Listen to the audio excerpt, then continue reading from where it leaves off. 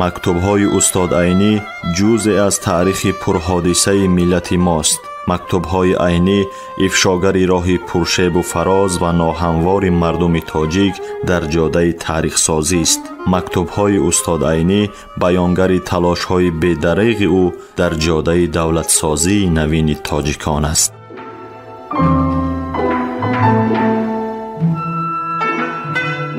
سامیان عزتمند، حالا شما از بخش خوانش ادبی مکتوب‌های استاد عینی را با نویسندگان و اندیشمندان همزمانش با چهره‌های علم و ادب تاجیک در تهیه، تحریر، برگردانی و نشر آن کارمندان اینستیتوت زبان و ادبیات به نام رودکی اکادمی ملی علم‌های تاجیکستان، ادبیات شناس انزورت ملکزاد و گلبهار عثمانова سهم گذارند. در قرائت هنرپیشه خلقی تاجیکستان نورالله عبداللهیف شنوید.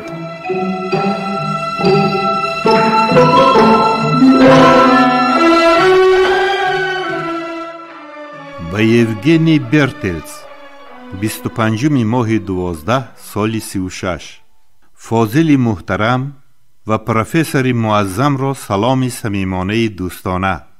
مکتوب مرغوب 13 دکبر نوشته فاضلانه اتان را 23 ماه مذکور گرفتم.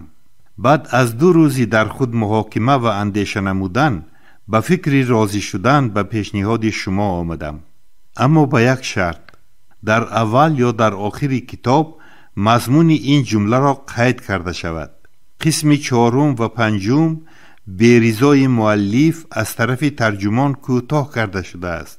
برای بسیار نگران نکردن خوانندگان به همین حال چاپ کردن را مصلحت دیدند. وعده داده شد که در آینده نزدیک ترجمه پره اکادمیکی کرده می شود.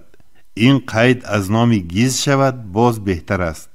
من این معنی را به اوزگیز هم می نویسم. این معنی را هم در اوزگیز می نویسم که چاپ همین کتاب در لنینگراد شود. اگر در لنینگراد چاپ شود با مصلحت فاضلانه شما و بالای چاپ مصاحح در ساحه‌های خوب تعیین کرده می شوند. در رسم باید رسم‌های متن تاجیکی اساس گرفته شود که آن رسم‌ها با مصلحت خودم کشیده شدند. غیر از اینها در لنینگراد تکنیک بسیار مکمل است. در آمد گپ همین را عرض می کنم که ترجمان در حقوق مؤلف تجاوزی بسیار درشتانه کرده است و حال آنکه من در انتخاب ترجمان ها همین نقطه را در نظر گرفته بودم که آنها آدمانی به من نزدیکند و بعضی تغییرات را لازم بینند با من مشورت می کنند و جاهای را هم که خوب نمی فهمند از خودم می پرسند. این معنی را به خود آنها هم افاده کرده بودم، زیرا آدمانی من از ترجمه داخونده سخت کوفته بود. این حال را بعد از رفتن ترجمه به گیز به من بعضی کسان خبر دادند، اما من باور نکردم و آن شایعه ها را به رقابت همپیشگی ترجمانی حمل کردم. با وجود این از روی احتیاط به جناب شما نوشتم. اکنون معلوم شد که ترجمان خیانتی کلانی کرده است. عجب نیست که این کار او یعنی کوتاه کردن او بسیار خوب باشد، لیکن لازم بود که به من خبر داده و رضای مرا گرفته میکرد. البته ترجمان باید گوید که در فهماندن اصلی حکایه و خواننده اختصارات من هیچ خلل نمی رساند. من هم میگویم که این ممکن است، لیکن این را هم میگویم که خودم میتوانستم در 15 دقیقه سر تا پای غلامان را به کسی حکایه کرده دهم، بعد که یگان شنگله از واقعه های مندرجه‌ای در آن فروگذار نشود. به همه این میگویم که آن البته غلامانی که من به همین شکل نوشتم نخواهد شد. در این باره یک لطیفه به خاطرم رسید که با رخصت فاضلانه اتان در اینجا می نویسم. در سالهای 1830-50 در بخارا دامولا حسن نام عالمی خیلی مشهور گذشته است. او در اسفولاسکی یونانی در منطق و الهیات آن زمان یکتا بوده است. در آخرهای عمر خود به مرتبه آخوندی و منصب علمی از همه بالاتر آن زمان بود رسیده است. در آن زمان به طرز مد در روزهای تعطیل در صحبتهای عالمهای کلان، بیدلخانی و مصاحبه های ادبی هم می شده است. اما در صحبت این آخوندی بزرگ دامولا حسن این گونه کارها راه نمی یافتند. شاگردان مخلص دامولا این حال را در حق دامولای خود یک نقیصه، یک کمبودی در دامان فضل آن کس یک داغ شماریدند. بنابراین برای رفع این نقصان دامولا را تشویق کردند که در روزهای تعطیل در حضور آن شخص هم به دلخوانی شود. دامولا از آن شاگردان خواهش کرده است که آنها یگان بیت از بدل خوانند. دامولا شنود که او چی میگوید. اگر در حقیقتاً چیزهای خوب گفته باشد بدل خوانی را سر خواهیم کرد. در خاطر یکی از شاگردان این بیتی بدل آمده است و خوانده است: فلک عمر است دور از دوستان می داردم بدل، بروی صفحه آفاق بیت فرد را مانم. دامولا بعد از شنیدن این بیت به قدر تأمل کردن به معنی آن سر برداشته گفته است: بدل آدمی اطاله‌کار بوده است. مقصدش از این بیت این است که تنگ و اندوهگین شدنش را از تنهایی افاده کند. برای افاده این مقصد کفایه بود که گوید از تنهایی تنگ شدم یا که از تنهایی غمگین شدم. اما برای چیزی که افاده کردن آن در 2-3 کلمه ممکن بود 2 سطر نوشته است. اطاله کرده است. از روی قاعده معانی و بیان اطاله در کلام خوب هست و در مجلس ما برای اطاله کاران راه نیست. من گمان میکنم که این ترجمان خودرای در رمن من همین بهای دامولا حسن آخوند را داده است. از شما خواهشمندم این اطاله کاری را که در این مکتوب کردم میبخشید. سلام و احترام صمیمانه‌ام را قبول میفرمایید. عینی. آدرس: سمرقند، لنینسکی رایون، کوارتل قرغانچه، دام نمر 10، عینی. علاوه نشر دوم هم برای قبول نمودن پیشنهاد به شما داشتم که در بالا نوشتن آن را فراموش کردم و رخصت دهید که در اینجا بنویسم. آن این است که زحمت ترجمه دومی اکادمیکی را خودتان به گردن گیرید. یعنی عینی.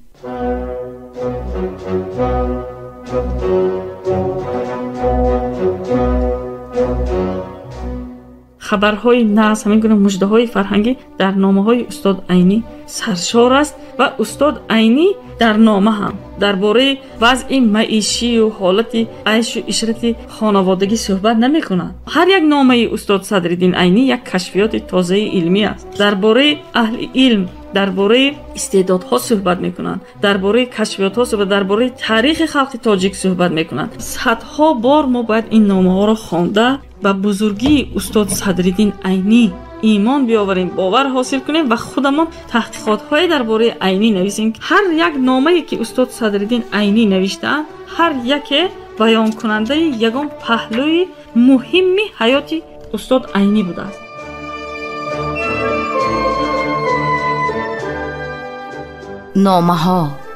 نامه های سرنوشت ساز و تاریخ ساز ملت. نامه های اصالت آفر و آرمانگرای ملی. نامه های خودشناسی و خودآگاهی ملی. نامه های افتخار برانگیز و هویت ساز استاد بزرگ صدرالدین عینی.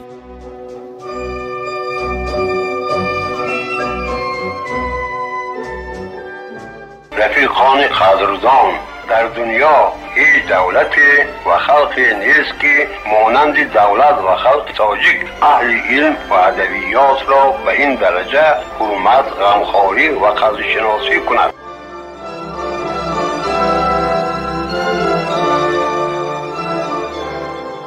با محمد جان رحیمی 25 ماه 12 سال 36.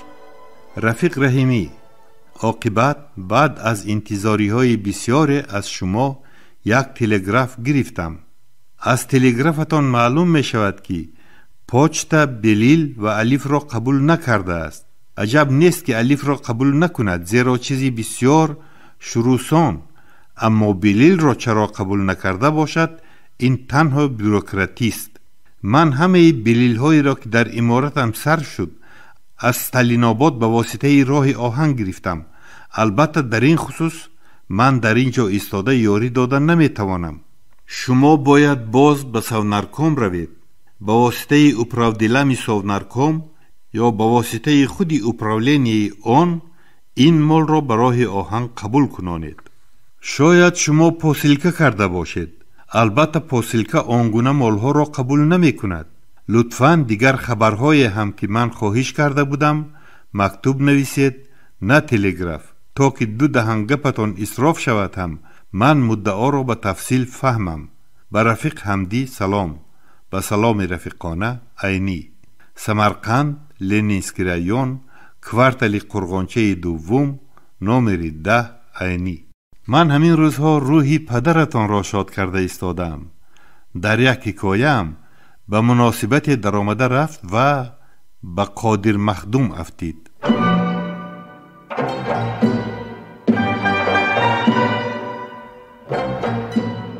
سامعان عزتمند، یادرس می‌شویم که شما از بخش خوانش ادبی مکتوب‌های استاد عینی را با شخصیت‌های بزرگ زمانش که دارای اهمیت مخصوص علمی و ادبی‌اند در قرائت هنرپیشه خلقی تاجیکستان نورالله عبداللهیف از رادیوی فرهنگ شنیدید.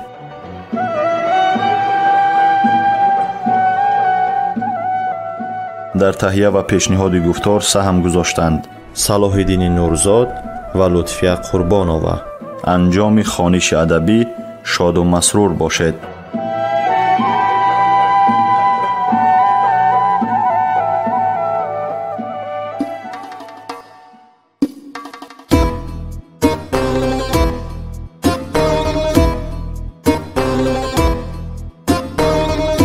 عمری عینی از برای خلق صرفی خامشو،